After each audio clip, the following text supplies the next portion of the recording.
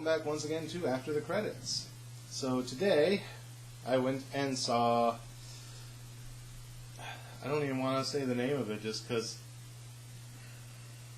I went and saw the new Ghostbusters, if you will. First of all, I want to get this out of the way that this movie wasn't bad because it had an all-female cast. It was bad because it was just bad, okay? Honestly, all the girls in this film did a decent job with what they were given. Unfortunately, they weren't given much. I don't even know where to start with this movie. Remember everything that was fun about the first Ghostbusters? Remember everything that was entertaining about the second Ghostbusters, even though everyone complains about that movie being so bad now? At one time, it was actually considered a good film. It was a good sequel. Now it seems more common to dislike it. But if you think back to everything that was good about those movies, all of that has been stripped away for this movie. This movie basically follows the concept of if Ghostbusters happened in a different reality, I guess. The original Ghostbusters, every single one of them except for Harold Ramis, who has passed away, appear in this film. Everyone from the first two. Well, the main cast, I should say. Bill Murray makes an appearance. Dan Aykroyd makes an appearance. Ernie Hudson makes an appearance. Can't remember her name, but the girl that plays Janine. I think her last name's Potts. I can't remember her first name. She makes an appearance.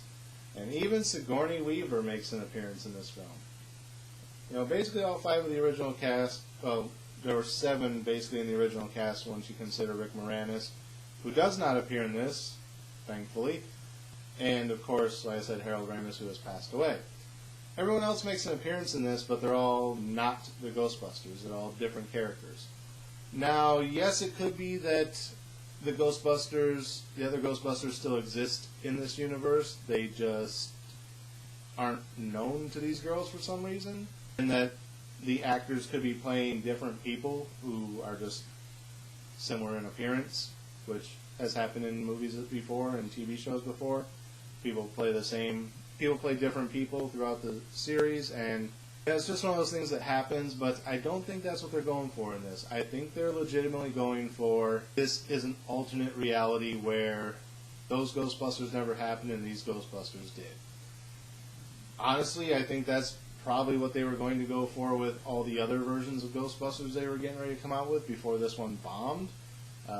I think the next one was supposed to be like retired sports superstars became the Ghostbusters. Like, I don't remember if they were all going to be football players or ex-basketball players or something like that, but they were going to have like a bunch of jock guys come into acting and try and be Ghostbusters for the next one that they were doing after this one.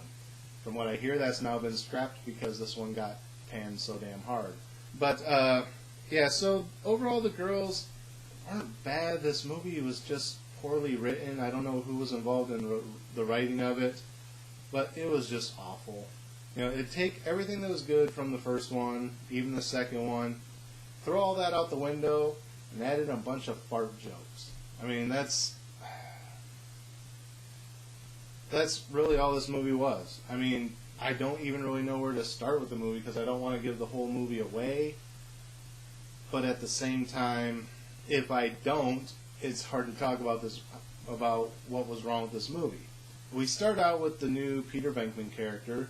In case you can't tell, each one of these girls is supposed to be a different one of the original Ghostbusters. You got the one girl who's supposed to be the Peter Venkman character, then you have Melissa McCarthy who's supposed to be the Dan Aykroyd character, Ray Stantz, trying to remember all their names.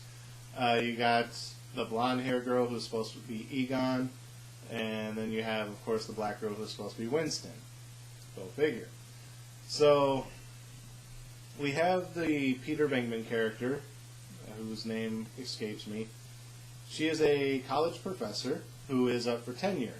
Apparently, her and Melissa McCarthy's character had written a book about paranormal activities when they were younger, and the Peter Venkman character has kind of put all that behind her and is trying to have a more serious career, and now the book has been published and is showing up, and she's afraid the school's going to find out about it, so she goes to talk to Melissa McCarthy before the school does find out about it to see if she can at least take it down off of Amazon until after she gets tenure, then put it back up, whatever. I already got tenure, they can't fire me at that point. Melissa McCarthy's character is like, you know, we had our falling out when we split, but you know what, whatever. Yeah, I'll take it down provided you go on this one research thing with us, you know, to go check out this thing that we're going to go check out.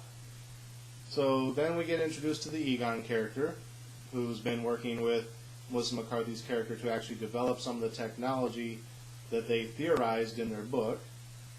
So the three of them go to check out this thing. They have the whole library scene, basically. I don't think it actually takes place in a library this time. It's in like some old haunted mansion or something. There's actually a real ghost in it. And of course, Peter Venkman, I guess, or what's a female name for Peter? Patricia? No, that's Pat. Yeah, let's go with Patricia because I can't remember her damn name. So Patricia's character, of course, gets slimed by the ghost just like Peter did in the first one. And then after that, she's kind of happy that she actually saw a ghost and the other two saw the ghost with her, so people won't think she's crazy. And she's kind of like ranting about, yeah, the ghosts are real. And of course that makes it to YouTube because YouTube is a major factor in this movie. Everyone's posting comments on YouTube. So that ends up on YouTube. Her dean sees it and she gets fired before she gets tenure. So Melissa McCarthy's character says, well, you know, why don't you just come work at the university where we work at? You know, they love us, they fund us, blah, blah, blah. You know, let's go talk to the dean and see if we can get you into our department. With a third scientist, we can probably even get more funding. So they go and talk to the new dean, I guess, or whatever the person who does the hiring and firing is. I believe that's the dean. Could be wrong. The head administrator, whatever. And he basically says, you know, honestly, when I took over, I actually forgot your department existed. Otherwise, you would have been fired a long time ago, so all of you are out. So, okay, let's just kind of go do it on our own. You know, we'll finance the whole thing ourselves. By stealing equipment from the college that they were just fired from. And, of course, the dean guy comes out and basically says, you know, hey, you know, that equipment belongs to the college even though it's worthless to us. So basically acknowledging that they're not going to miss it. It's worthless to the college, but it's still their property and they shouldn't be stealing it, whatever. So they go and look for a new place to live and work out of, and they find the firehouse. Firehouse is out of their price range, so they end up living above a Chinese takeout place, and that's their new office of operations. Enter Chris Hemsworth, who is applying to be their receptionist, who is completely dumb and doesn't even know how to answer a phone. Look, in the original film, when they hired Janine, she had no interest in her job, but she was competent enough to do her job. She was there for the paycheck. She didn't really believe in all the ghost stuff. She didn't really care. She could answer a phone and take a message for a paycheck. That's why she was there. That's why the first time she answered the phone, she says, Ghostbusters, what do you want? This guy is too dumb to realize that when the phone's ringing, answer it. And then once he does answer it, he just kind of goes, yeah, okay, and hangs up, and they have to physically ask him what the call was about, and he goes, oh yeah, there's a ghost at this place. And then he always gets the names wrong, and they have to try and figure out what he's talking about.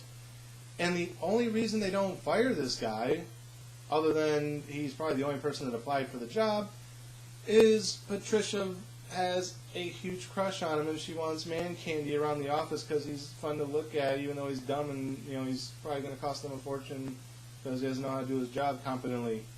I mean, and she gets to the point, yes, Peter Venkman was a bit of a flirt when girls came around, but I mean, she's a bit like stalkerish when it comes to him. It's like anytime he's near, she just kind of like starts saying the most obscure and inappropriate things, and like even Melissa McCarthy's character at one point says, you are a lawsuit waiting to happen, or a sexual harassment suit waiting to happen, or something along those lines.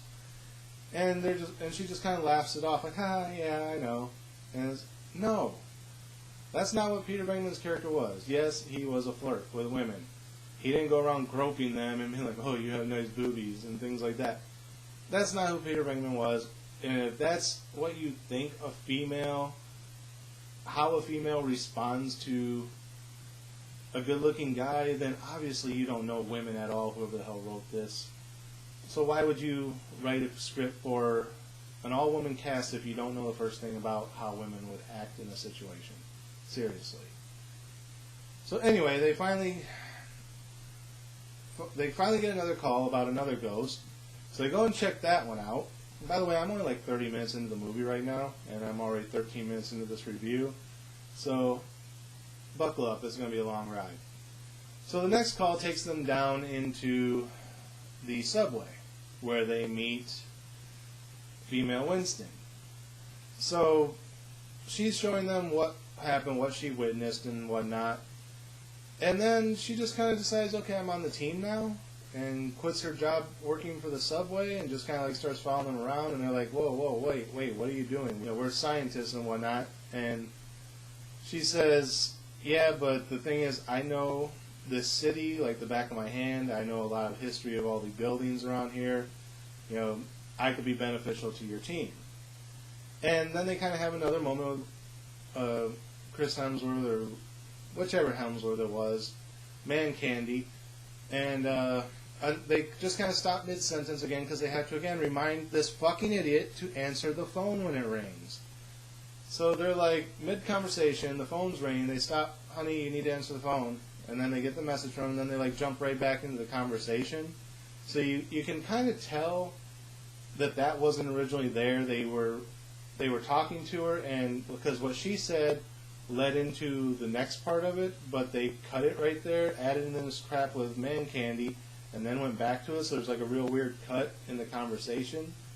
And it's like, yeah, you don't need to add in this stupid bullshit for a laugh, because it wasn't fucking funny the first time. Let's plug it in 17 more times, because that's how comedy works, right? Repetition, repetition, repetition. That's funny now, right? Because I keep saying repetition. No, it's not. So, okay, you're on the team, whatever. Okay, good. Well, I can get us a car so we don't have to carry around all this equipment that we've been developing.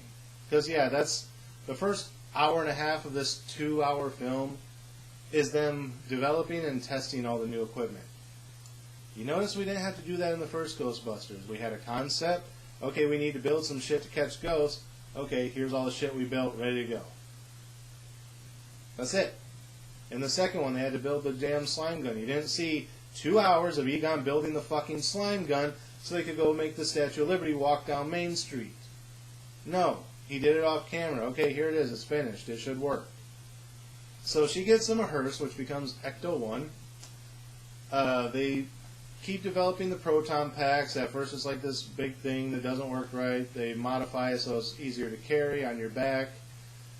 Make it work more functional. Then they realize they don't have any way of containing the ghost once they lasso it with these fucking things. So then they go and develop the trap. Then they make some adjustments to the weaponry. They add some new weapons. They go out to an alley and test them, which results in Melissa McCarthy, when the first time she fires the proton pack, doesn't have her legs planted properly, so she gets blown up in the air and she's flying around on the damn thing like it's a fire hose in the old frickin' Three Stooges films where they're riding the fire hose through the sky.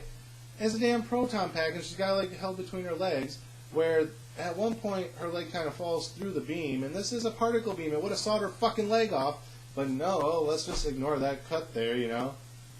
They finally get called in to talk to the mayor by Homeland Security, and the mayor's like, look, we know what's going on, we've been monitoring it, you're drawing more attention to it in the public eye than what we want drawn to it, so keep doing your research, but stop being public about it, and we're going to basically call you guys lunatics and deny anything about you guys, that we're working with you or that any of this is real. Okay, fine, whatever. You want to avoid mass hysteria. I get it. But don't be stupid about it. When shit's going on, don't just be like, you know, hey, not here. Be like, look, let's talk about this outside and go listen to what the fuck they gotta say and take proper actions to do it if you've been investigating it. That was the thing, again, in the first and second one. In the first one, the mayor didn't witness it. The mayor got called in because of an incident with fucking Walter Peck turning off the grid and releasing ghosts everywhere. The mayor had never seen a ghost. He didn't believe the ghost thing. But he's like, you know what? Do whatever you gotta do, because there's shit going on that I don't understand. In the second one, you had, can't think of the guy's name, coming between the Ghostbusters and the mayor, and because he was up for re-election. Okay, makes sense. At that point, the mayor knew about the ghost, but it's up for re-election. It's been a few years. There hasn't been any ghost activities. Let's not stir that pot again. Got it. Worked in the second one.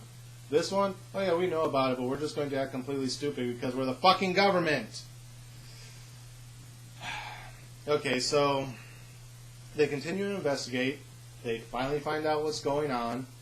It's going to be a cataclysmic thing. They go to warn the mayor, and the mayor has them thrown out on their asses and basically says they're crazy. And then downtown explodes with fucking ghosts.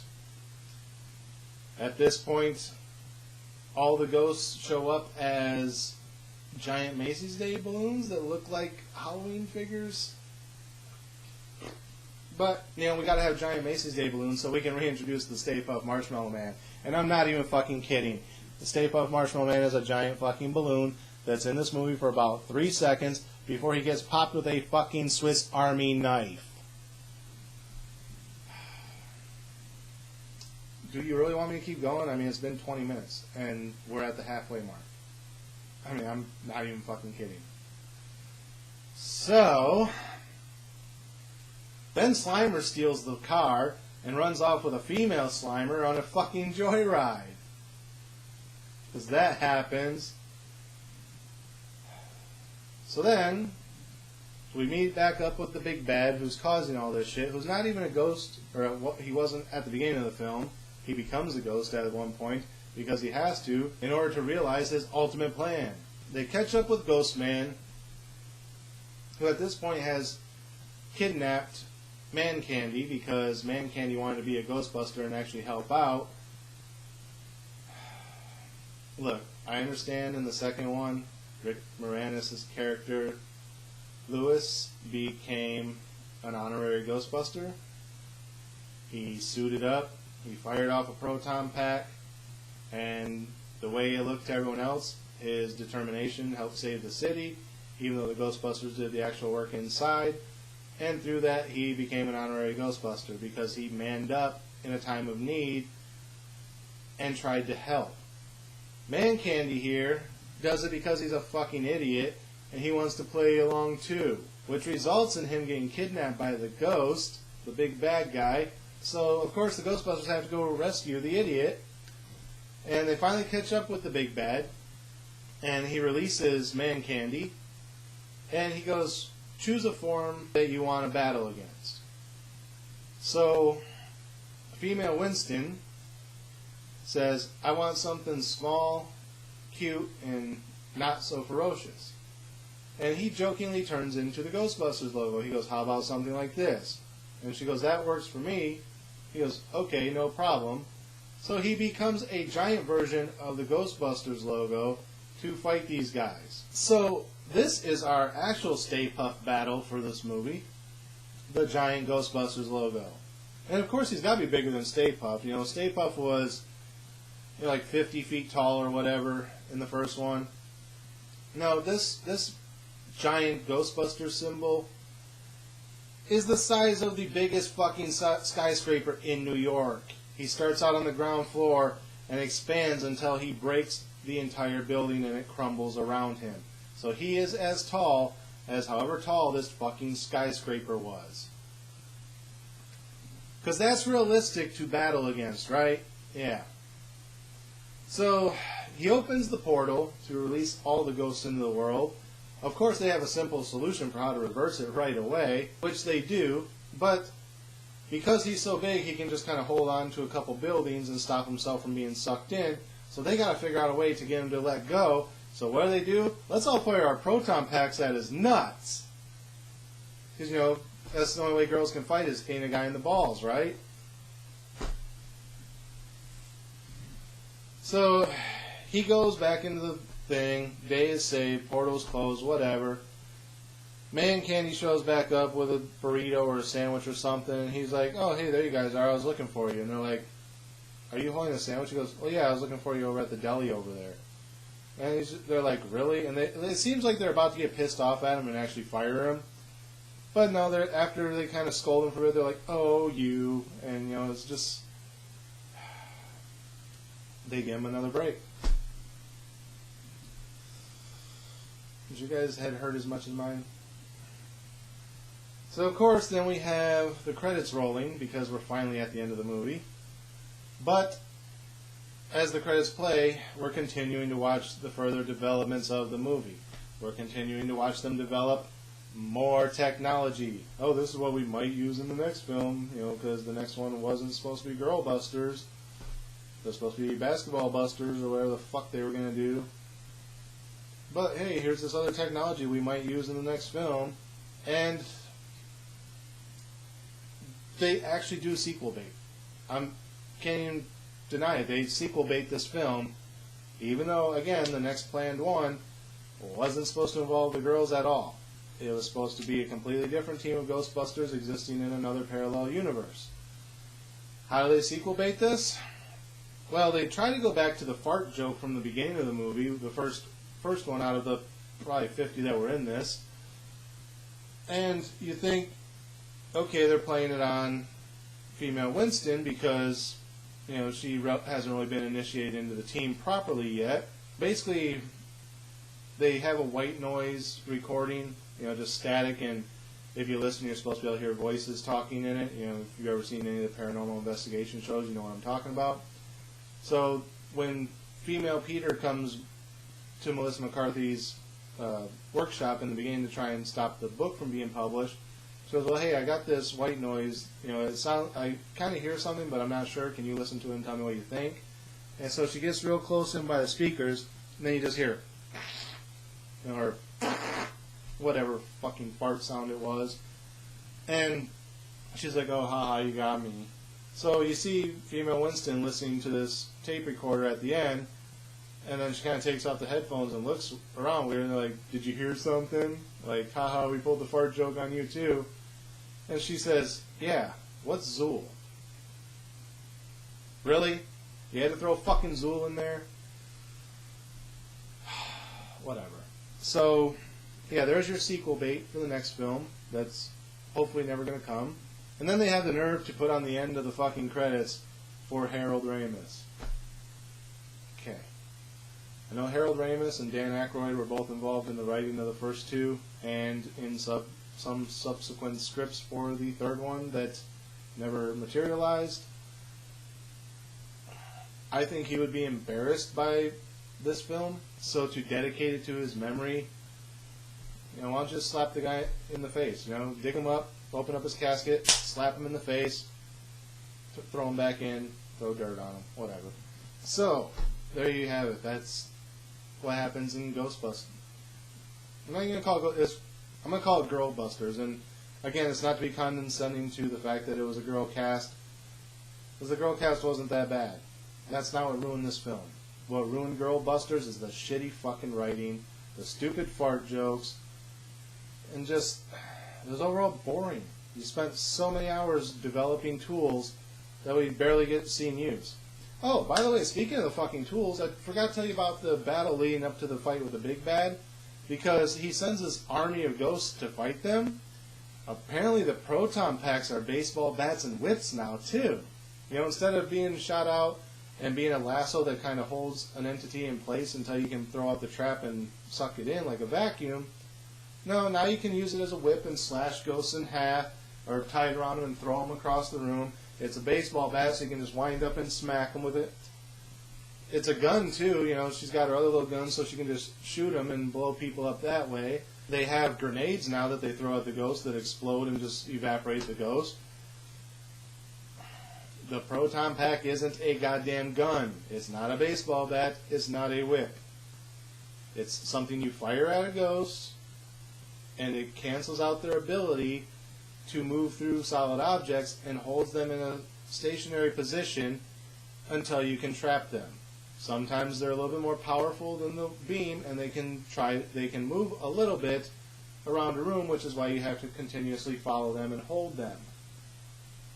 It's not a goddamn lightsaber. It's not a rod that comes out of something that you can just beat the shit out of people with. It's not a fucking laser sword.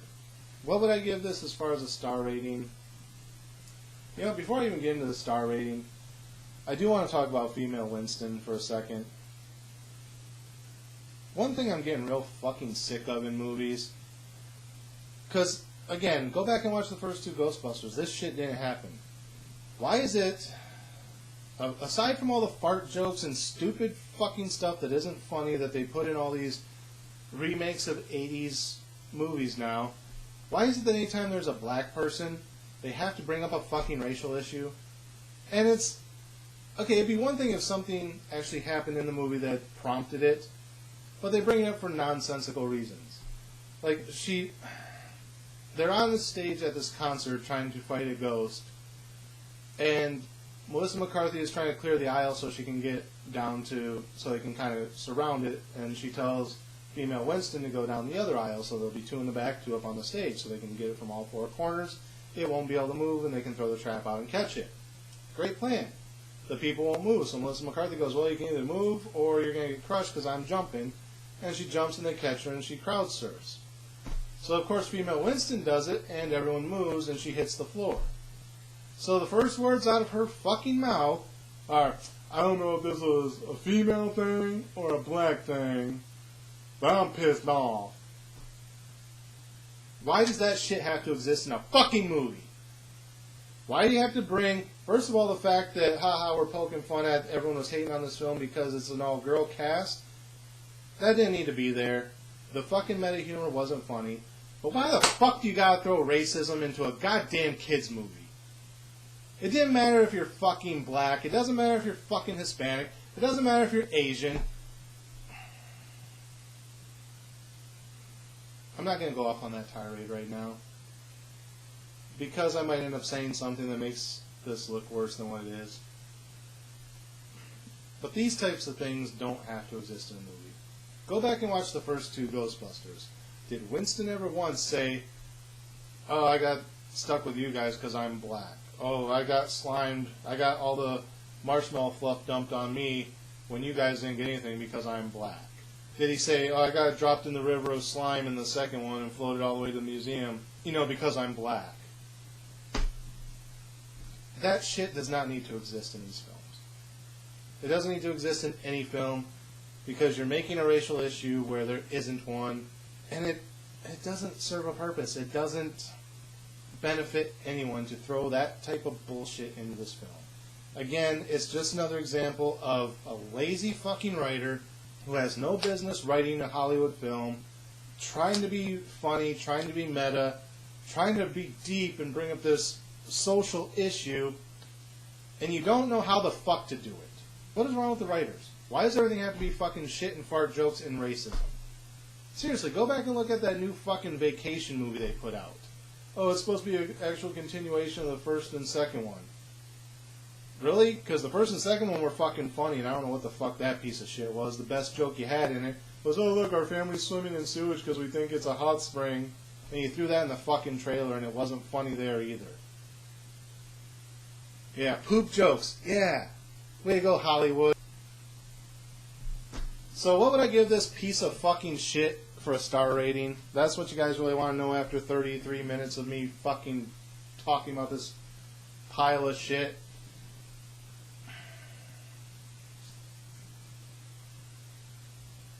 I think probably for the first time in the history of me doing this, I might have given something else this rating before too. It's getting a 1. Honestly, I should probably do like a half star or 0 stars. I'm giving it a 1 solely because despite the shitty writing, despite the stupid poop humor in the movie, despite the pointless racism angle, despite not understanding the characters from the first one at all, man candy, despite all of that, it wasn't the women who ruined this movie.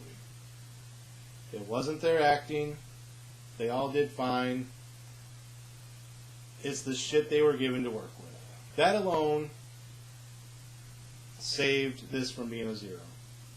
I'll give quarter star for each of the 4 female actors because honestly, they were the only thing worth watching in this movie. And again, it wasn't funny, but if it's between let's watch these cringeworthy performances based on the shitty writing, or watch Chris Helmsworth act like a fucking idiot, I'll watch The Four Girls. Yeah. Sorry, Chris. I'm sure you're a great actor. Or maybe that was your brother. Which one of you plays Thor?